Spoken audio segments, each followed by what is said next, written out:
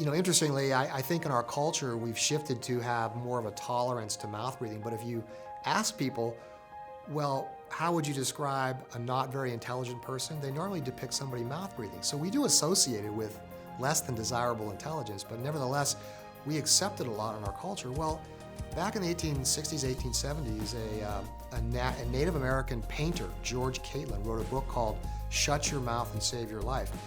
He immediately noted so many differences between the Native Americans and the white European settlers.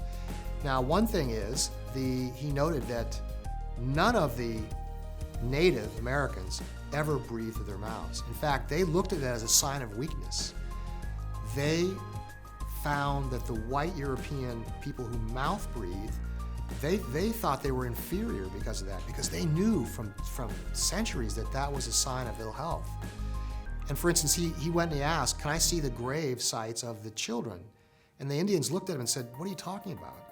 And he realized very few of their young children died in young age, when at that time, the European settlers, many of the children died either during birth or shortly after birth. He found that remarkable. He noted that whenever the mothers, these Native and Indian mothers, would finish breastfeeding, number one, they would feed their children upright. When we tend to not do that, well, that means when you're not feeding the child upright, the milk gets to the back of the throat, can stay back in there and create stagnant kind of growth. It makes sense. You're going to create a likelihood of an inflammatory response, if not an infection. And we don't drink laying down. So they would feed their children upright, and when they finished breastfeeding, they would purse the lips together.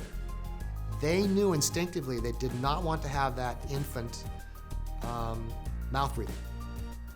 They had it figured out. It was remarkable, and he assigned much of the disorder and disease to what he felt was the chronic state of mouth breathing in these Europeans who'd come over, which is remarkable. Here we are, 100 years later, over 100 years later, we're talking about the same thing.